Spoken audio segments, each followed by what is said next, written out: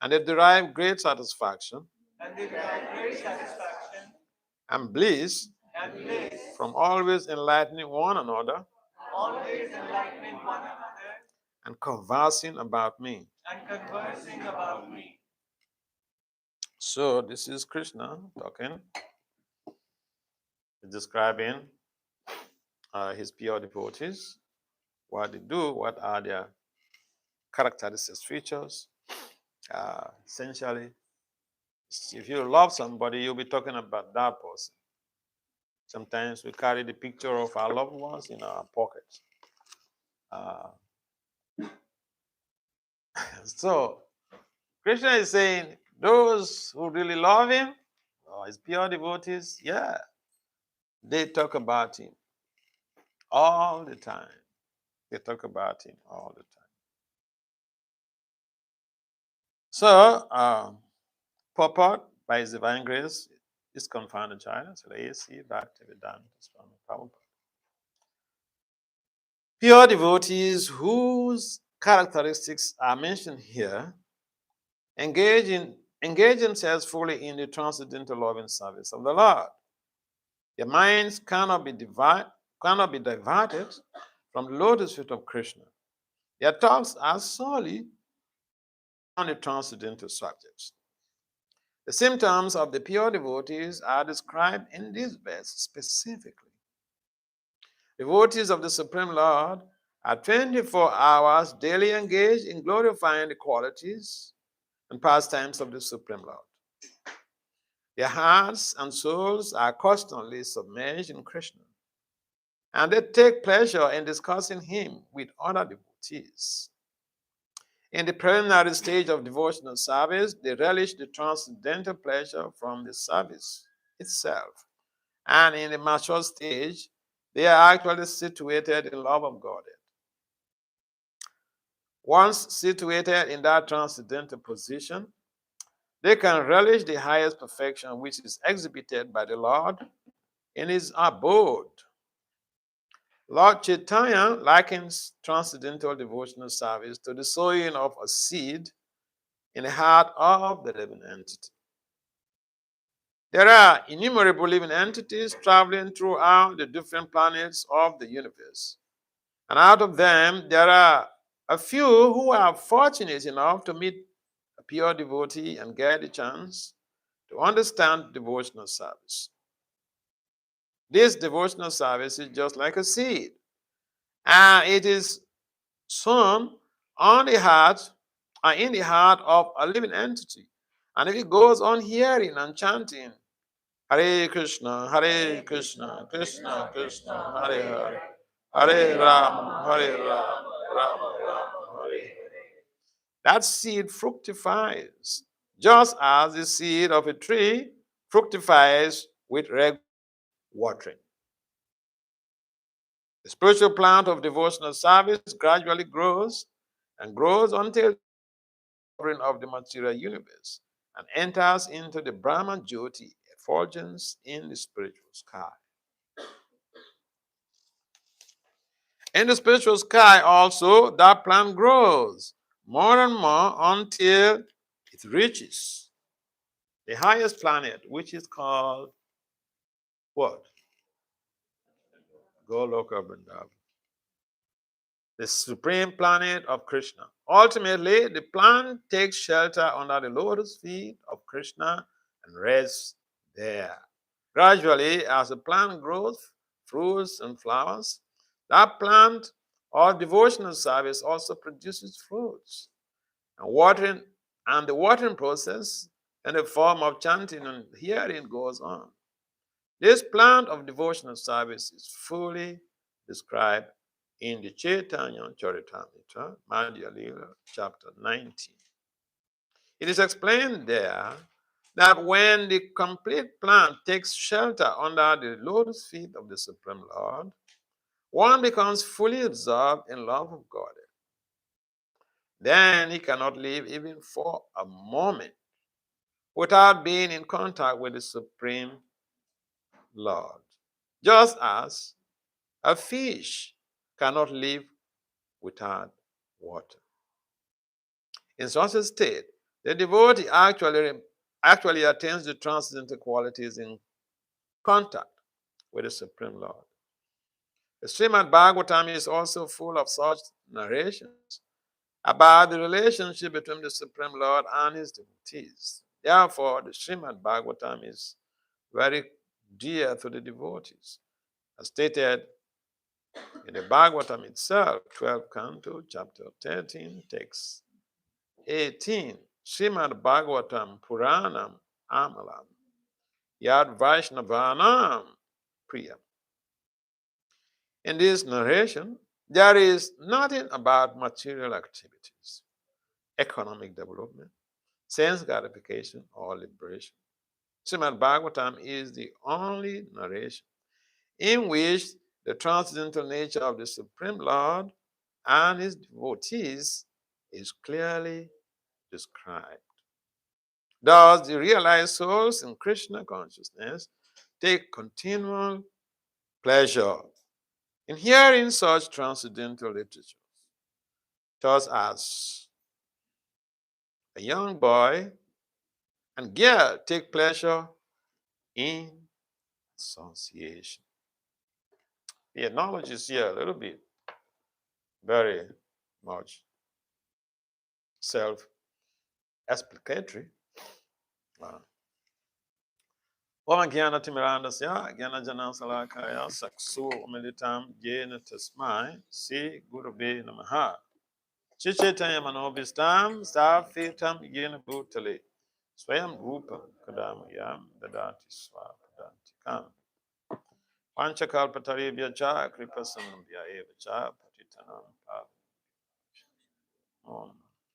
Namo Vishnu Padaya, Krishna Prestaya Bhutale, Srimati Bhakti Vedanta Swami.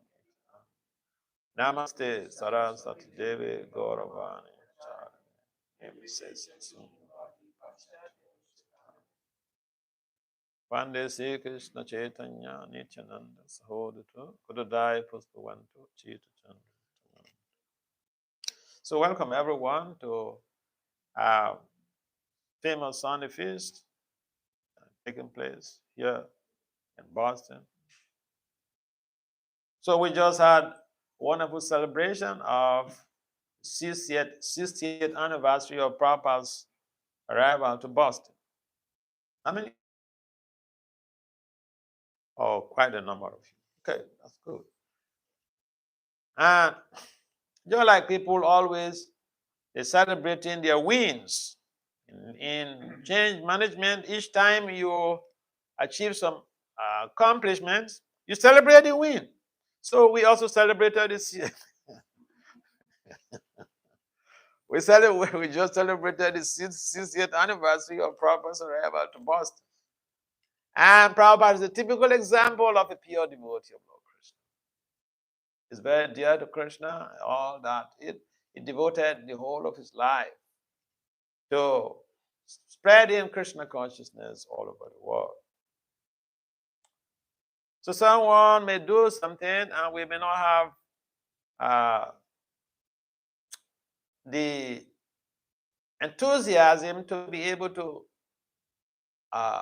appreciate what they have done. But at least from within our hearts, we should be thinking, yes, this person did something very amazing to me. That's why we are all here. Without Prabhupada, I don't think that majority of us would have come to Krishna consciousness. I see most of you are of Indian background. People come from India to America. They come for a greener pasture. I know a number of people, a number of my Indian friends, they said they never knew about Krishna consciousness when they were in India. Come to America, they see white swamis, all these things. They say, what?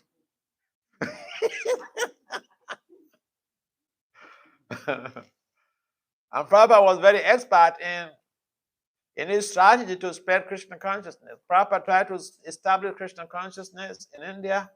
He was not very successful. Of course, his spiritual master instructed him to spread Krishna consciousness in the Western world, English-speaking countries. And so, as a pure devotee, he valued the instruction of his spiritual master. And the instruction of his spiritual master was encapsulated with empowerment. The Papa stayed in Radha Damodar temple for some years after taking sannyas. Sannyas is the renounced order of life.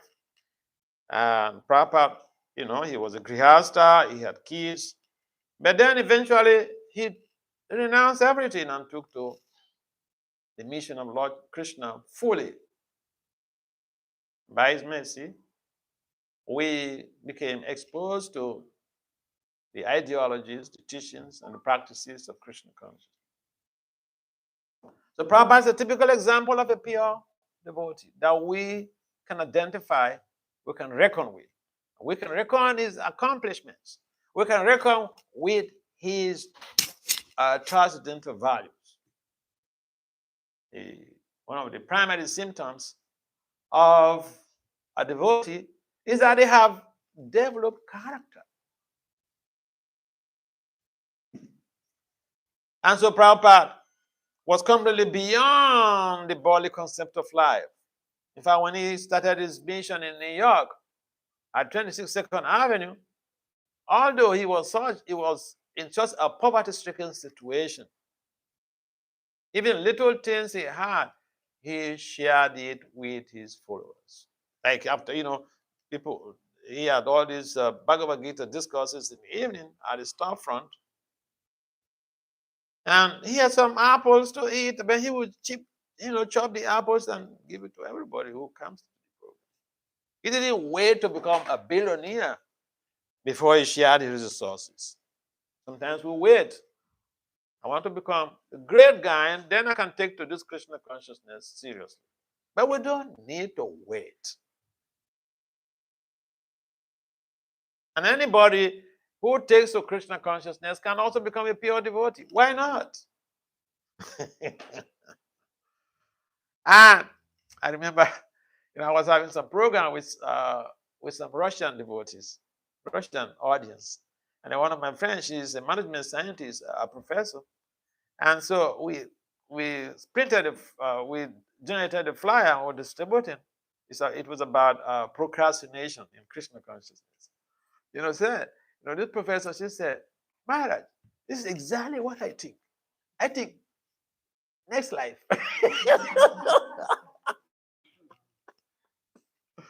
I will be serious next life, But then, we don't know what the next life is going to turn out to be. Kali Yuga is becoming more and more degraded. And the pure devotees are moving around, trying to help to plant the seeds of Krishna consciousness, water those seeds so that they'll sprout up to become plants. They continue to water so that they become trees, develop fruits and flowers, and eventually to be able to grow, and then penetrate, pierce through the universal covering, and enter into the spiritual world. Continue to grow. This is the description given here.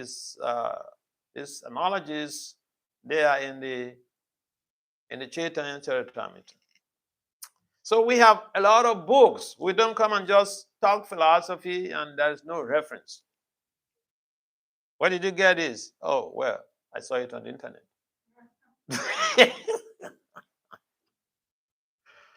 And so the pure devotee is very dear to Krishna, and Krishna bestows his blessings on the pure devotee. Lord Brahma, who is the secondary creator, Brahma had many, many wonderful sons. He had many wonderful kids, powerful sages. But he said, of all his kids, Narada Muni is the best. Why is Narada Muni the best of Lord Brahma's sons? Because according to Lord Brahma, Narada Muni embodies the wealth of Krishna. He said Narada this is the best of his son, because Narada goes about the whole of the universe distributing Krishna consciousness. We want to be dear to Krishna, we should try to become agents of spreading Krishna consciousness. That is how Lord Brahma. But we can become agents of spreading Krishna consciousness if we are not practicing. We will not have the zeal. Because when you have something, suppose you have money and you're not a miser, you'll be motivated to give charity. I see in America, so many people are charitably disposed.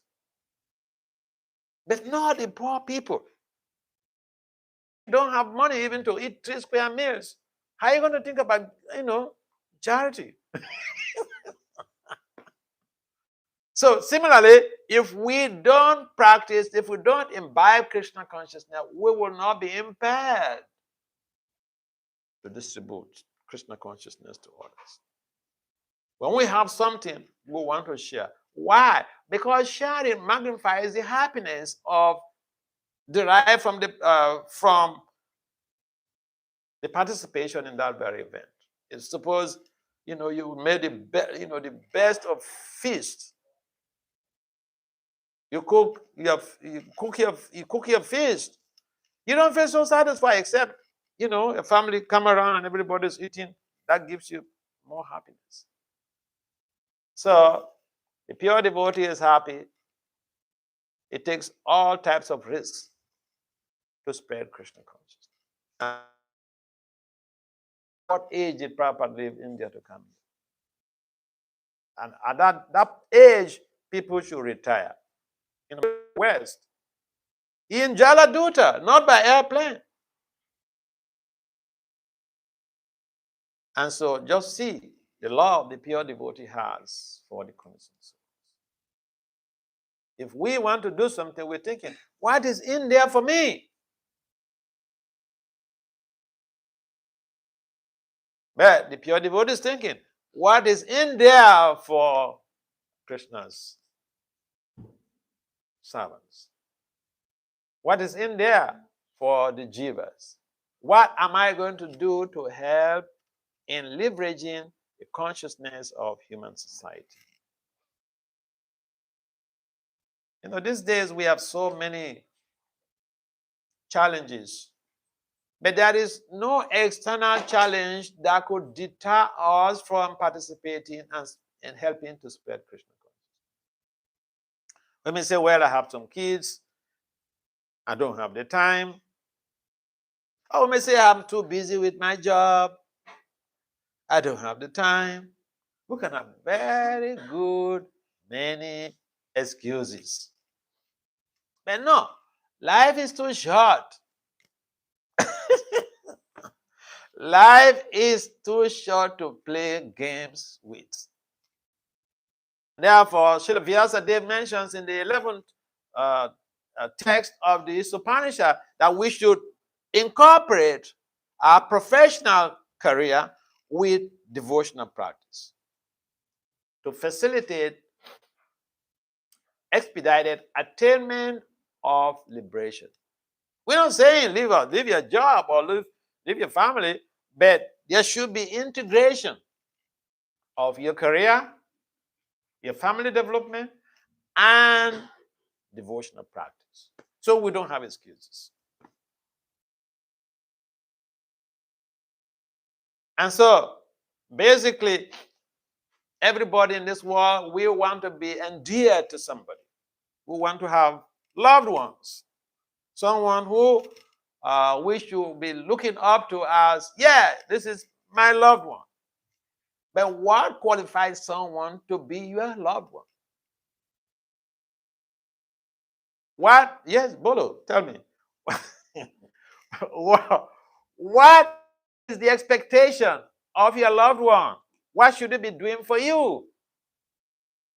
Bolo, can someone share something? Yeah, what are you expecting? Yes, Bolo. They should love you. That is not unconditional love. Yes, Bolo.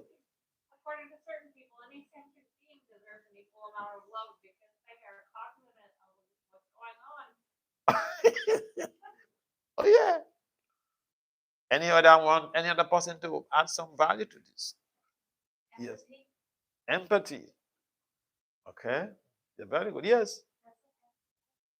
What are you expecting from your loved ones? Very good. You don't expect anything from your loved ones. Yeah. That is called unconditional love. Prabhupada never expected anything from the hippies and potheads. You know, what will potheads do for the pure devotee? In fact, it was a risk he took. So people want to see how much we love them. And I find this very tricky with even some of our devotees, because you have a family and then your family members are not participating, they are not joining you to practice Krishna consciousness, you become so upset with from members of the family. That is too gross a conditional love.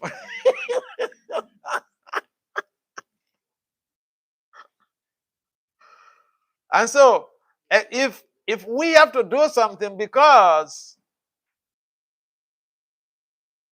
we want this person to be part of it, and if they are not part of it, if they disagree with, it's the same thing. If someone disagrees with you, then it becomes your enemy.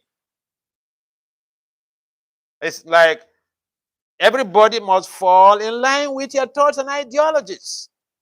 And this happens a lot in the families, isn't it? Your children don't agree with you, then you want to show your Ishvara Bhava. Everybody must be on their knees. But love doesn't really, it doesn't have to be in that way.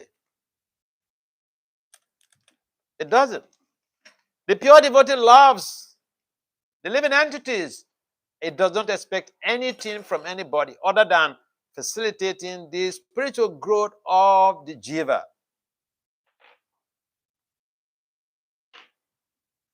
And so we should be very much appreciative of what Prabhupada has done to us. Without Prabhupada, the pure devotee of the Lord Krishna, without him who is so dear to Lord Krishna, we will not be here hearing these topics. This temple will not be here. So the point is, what can we do to help Prabhupada in his mission? What can we do? We're not saying give the whole of your life. Some of these people are putting on this clause. They give the whole of your lives. We're not saying give the whole of your life, but what can you do to help Prabhupada? He has done so much for the world. He's done so much for us. He created an avenue where we can see the way, the exit from the shackles of material bondage. And nobody can do this. If even someone says they want to give you a legacy of billions of dollars, that will not create an avenue where you'll be able to extricate yourself from the shackles of repeated birth and death. No. In fact, the richer you are, the more likely that your wealth will create so much trouble, because by the time you die, even your own kids, they will go to court, to the Supreme Court. If there's no will written down, some people, they don't care about wills. So, to know, to understand who is dear to Krishna, this verse gives us some insight. The devotee is dear to Lord Krishna. The pure devotee is dear to Lord Krishna. Why? Because he is fulfilling Krishna's objective of man mana bhava man bhakti. Always thinking about the Lord. Yeah. So always thinking about. See, if of course there are, if someone is our enemy, also we can think about them all the time. But in most cases, We think about our loved ones all the time. So Krishna requires of us to learn to love him by practicing how to think about it. And this practice is made easy when we associate with devotees. We come for satsang, we participate in the kirtans, and we also do japa. How many people here do japa every day privately? Japa means chanting of the Hare Krishna mantra on beads.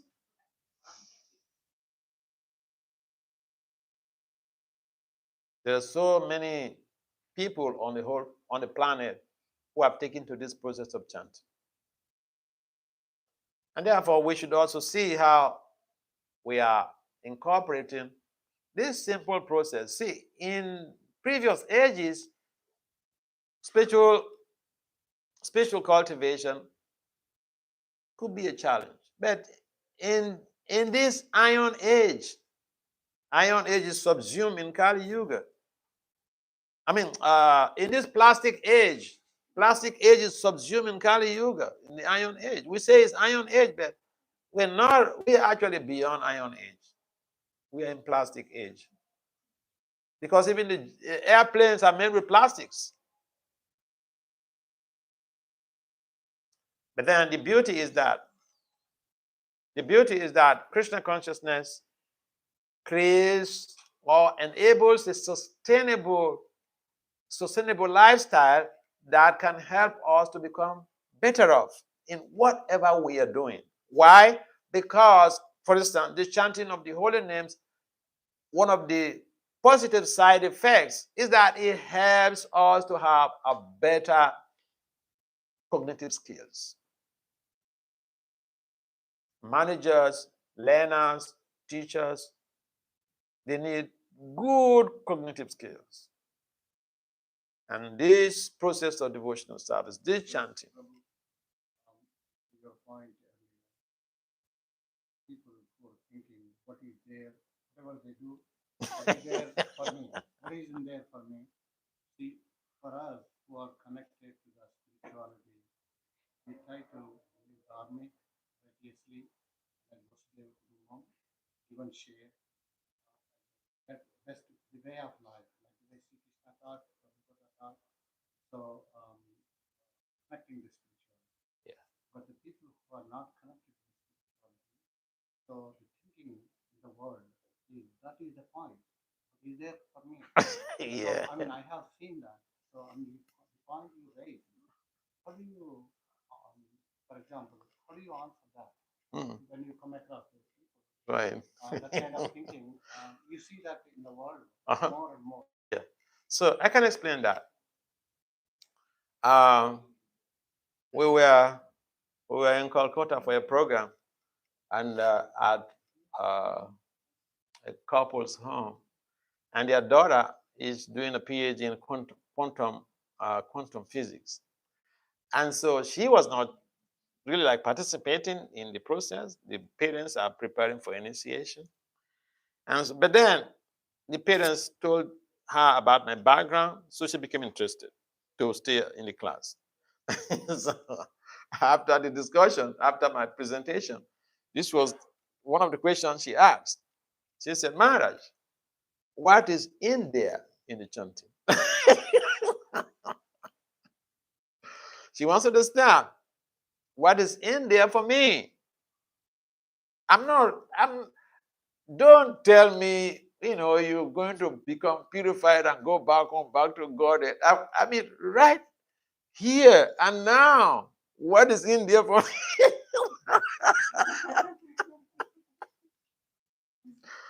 So I gave some, a detailed explanation to her about how the chanting, yes, the objective of the chanting is Krishna Prema Pumato Maha, to develop pure love for Krishna.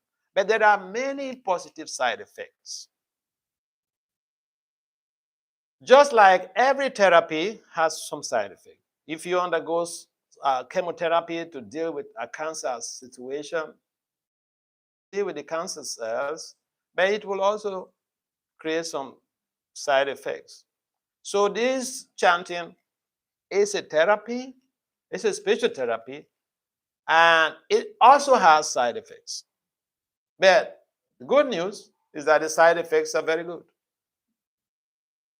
And for students, it helps to promote high attention span. And you need high attention span to be successful in educational career. You need high attention span to be able to manage your organization properly. You need high attention span to be able to lead your community, your family. And beside high attention span, the chanting also has been proven scientifically to be a useful tool in promoting mental health. For instance, anxiety, depression, stress. The chanting, if you go to Google Scholar, you check, you Google this, chanting Hare Krishna mantra, stress, anxiety, depression, you get so many peer-reviewed published works scientifically proving how the chanting helps to mitigate this type of mental health challenges. So I gave all these explanations to her, and she was very enlivened. So yeah, even your kids, if you can have, in America, yeah, it's so common. You have a kid, and then you want the kid to chant, and chant and be happy. Well, a typical American toddler or child will say, "Dad, I'm happy."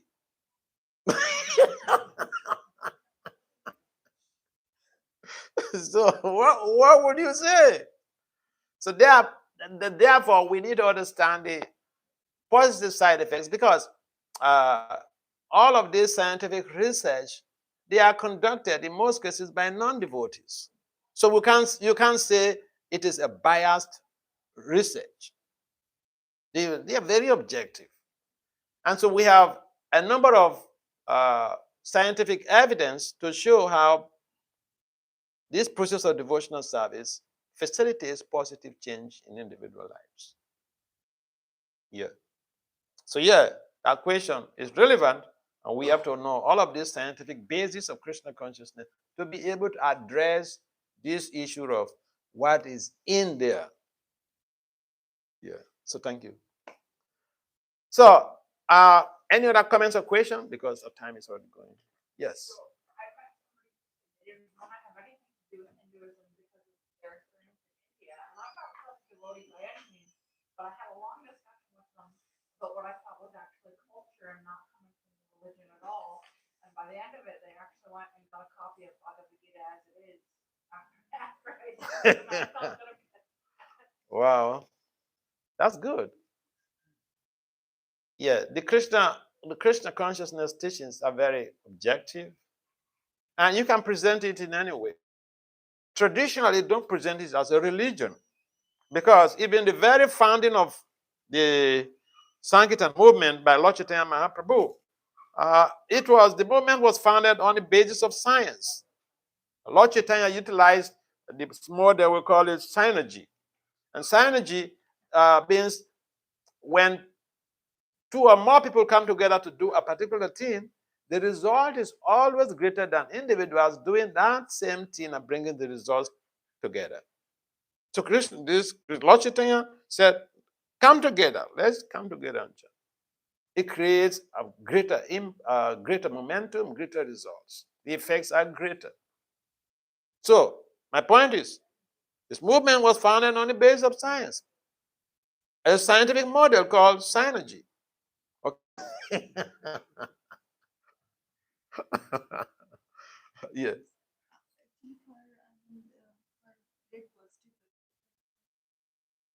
How many times needs to be chanted, and is there any method like times per Yeah. day or something? Yeah. For devotees in general, we recommend chanting at least 16 rounds every day. 16 rounds.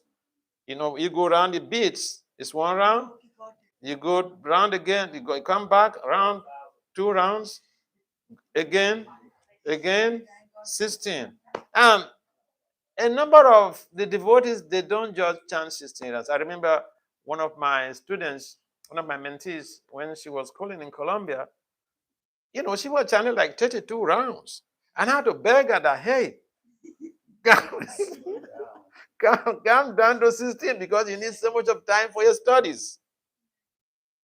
And the explanation she gave was that she was frightened with the university environment.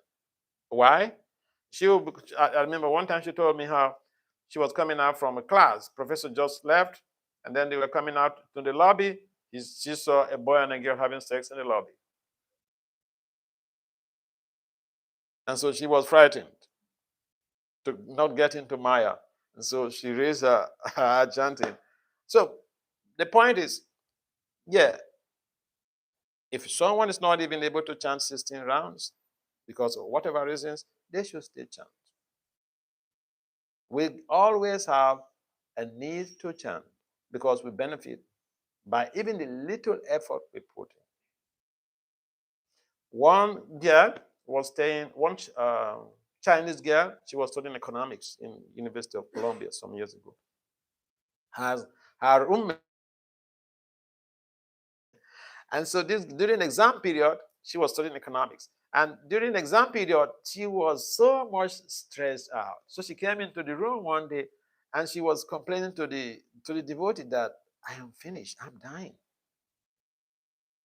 And so the roommate, who is a devotee, said, Can you try what I do every morning?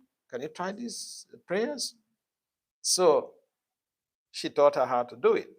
She was so much stressed.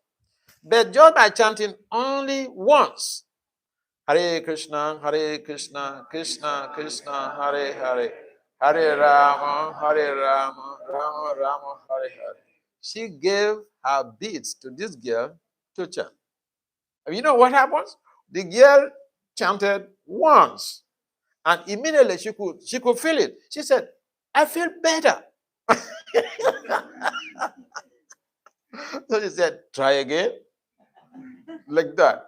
Until she just encouraged her to chant like one round. And the girl jumped off and said, I'm fine. Yeah, so these are just practical ways. And sometimes we don't really understand the scientific basis of Krishna consciousness. And then we give some excuses why we cannot do something, or why we cannot chant, or why we cannot come to the programs, or why we don't want to read. But we stand to gain. Yeah. So it may not require so much in the beginning, but start something. Isn't it? Yes. Any other points? Any other comments? Yes, please. I was going to say, continue on your point. So, Srila Prabhupada's association was contagious. Everyone around him was felt it. I feel it through you. I'm nothing. I know. But what I wanted to say. So when I was 4 years old, I was riding in the car with Srila Prabhupada on the way from the airport, and he broke this cookie off. Gave me a piece, and at the time I was dressed as a sannyasi and I had a danda, and I wanted to take first, second, and third initiation from Prabhupada in Los Angeles, and I thought and so I was, and then I ate this cookie, and I'm thinking, wash my hands, and I was like, oh my gosh, Prabhupada's going to know that I'm not a Brahmin, he's not going to do an initiation, and then Prabhupada ate his piece, and then he just went like this, and from that. That was the closest I was ever next to him, and I understood time, place, and circumstance. So I have children, and when you're young, nobody wants to hear about Krishna, because but two people come to Krishna: the people that are suffering, and then the people that have everything, and that's still not enough. And that's what happens. That's the material world. In the material world, you can either not get what you want and suffer, or you can get what you want and still suffer. We have everything.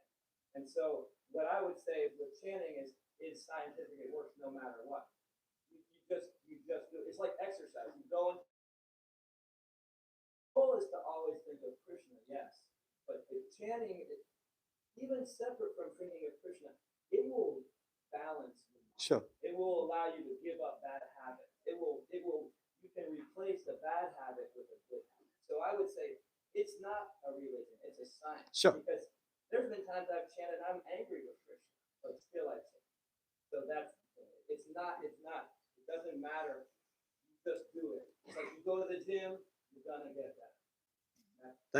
Thank you so much. Thank you. By the way, Prabhu, I love Bhakti Swami. I traveled with him in the Eastern Bloc when I was so young. And I was so enlivened. I think it's one of my favorite singers. I miss his association there. Thank you so much. You're welcome. Thank you.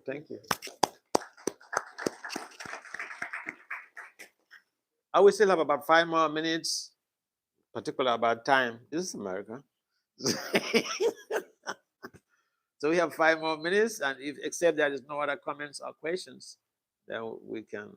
I apologize for calling it a religion. I just don't know any other context for with the It's okay. There's a it's multifaceted approach. People see through different lenses, but the goal is the same. Okay, don't worry. Any other comments or questions? These young people, you're all chanting? Acha. Chanting 16 rounds? How many rounds? 2 or 3. Okay. Yeah, whatever you're doing, try to see how you are improving.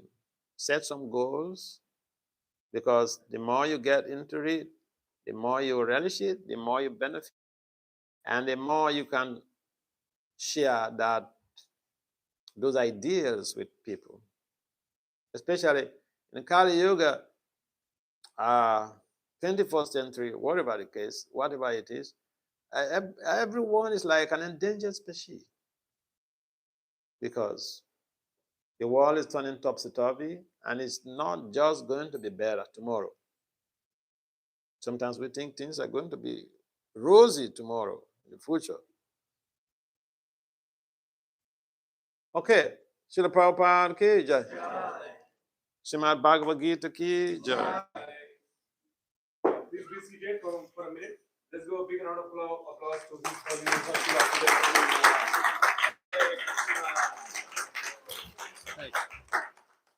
Today is the last day, so please keep the meeting. Are you there for 2 minutes? If anybody wants to I'm still hanging out. also, you'll be here, so if you want, you can wait here.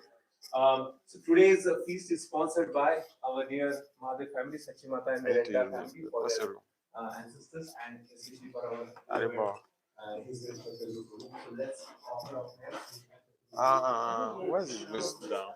Yeah, Haribo. Hare Krishna. I need to urinate. Your room is open there, downstairs, sir? That room downstairs, is it open? The room here, is it open? I need to urinate. Wow. Oh, bunch of loads of things. Matajis. Okay, can I urinate?